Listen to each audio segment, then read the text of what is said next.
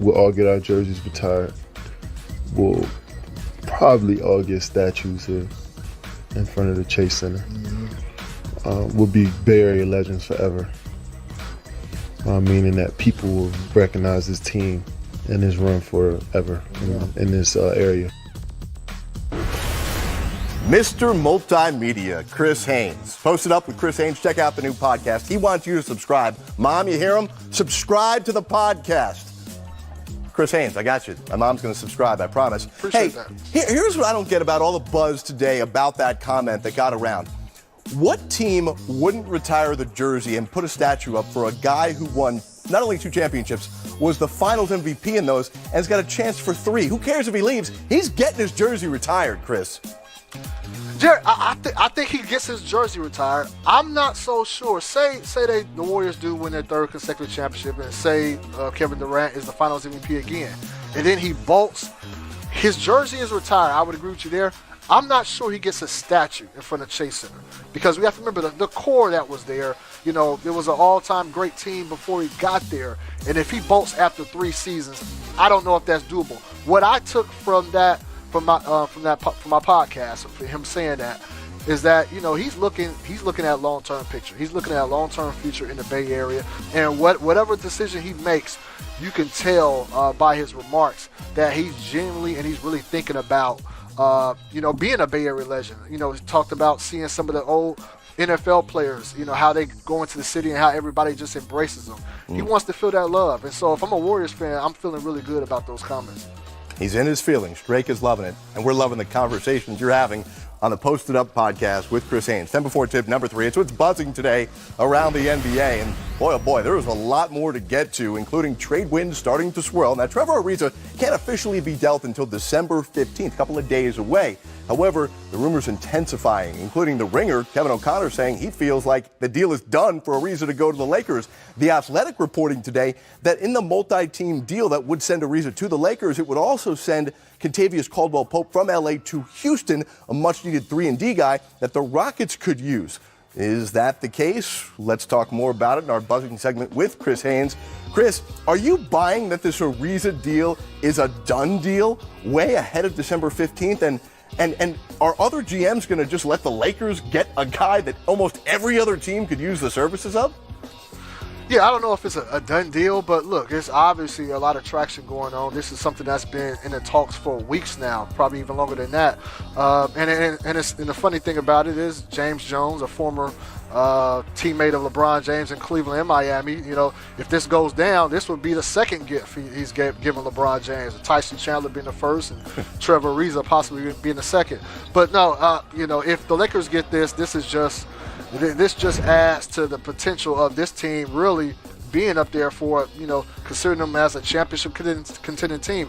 I didn't think that the Lakers would be trying to make moves to try to get better. I thought this was going to be more so focus on the young guys, at the same time trying to appease LeBron James by being competitive.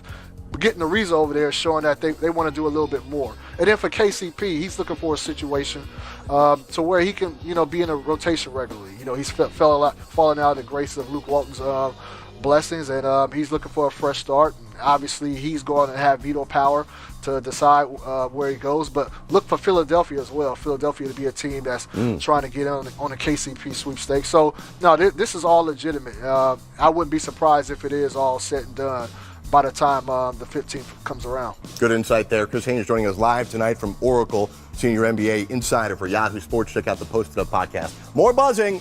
The Celtics have won 6 in a row, but they may not have Al Horford for the next few games. Horford has missed 3 of his last 4 games, as we get ahead of ourselves here with Kyrie, my bad.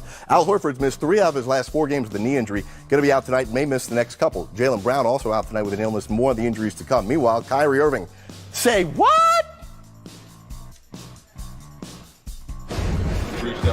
I will never tell you guys. I like having a mystical wisdom filled older board of people that I like to go to.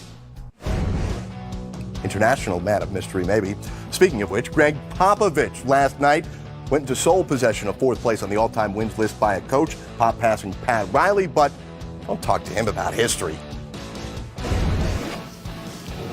past Pat Riley tonight. Can You guys talk have a about good what evening. Pat- Okay? A man who's never ashamed to talk about his accomplishments. From SiriusXM NBA Radio, we got Brian Geltzeiler joining us. Pop being Pop, Geltz? Sort of. I mean, here's the thing, Jared. Pop doesn't want to talk about himself, and that's fine. He doesn't necessarily have to talk about himself in that spot, but a little bit more respectful to the beat guys who are asking you a question that they absolutely have to ask you. I kind of think it comes off the way he does that as very disrespectful. Listen, you want to say it's about the team and it's not about you. It's a win we needed, a win we got, and totally deflect it, but don't walk away like that. Listen, Pop is, and I know where he's coming from. He doesn't want it to be about him, but when you do something like that, unless the beat guys giggle and move on, they don't really have a choice. That's their accent. That's what they get right there. And listen, in San Antonio, they're tough on the beat guys. You know, if the beat guys are not necessarily tone line, they certainly have issues with access. So it comes off a little bit on a great night for Pop, on a night he accomplished something fantastic. It comes off a little bit surly, a little bit bullyish. I'm not on board with it, Jared. All right, let's move on to our other buzzing topics, including the Celtics. 6 straight wins. Now, listen, they haven't played the toughest schedule, but doing it with having to show off their depth and versatility. What's your take on how Brad Stevens has come out of their adversity, now dealing with more adversity, but this time winning?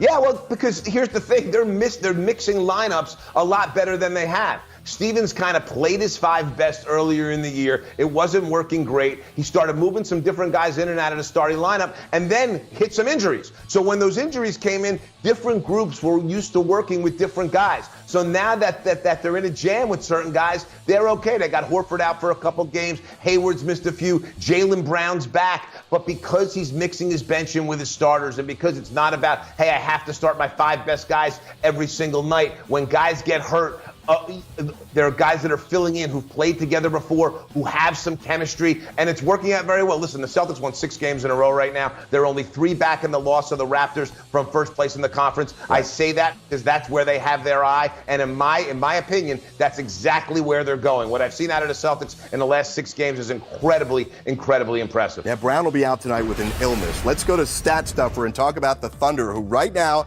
as of today, in the top spot in the Western Conference, and Paul George right at the center of this incredible stretch that the Thunder have been on. Career highs in points, rebounds, assists, steals, and blocks.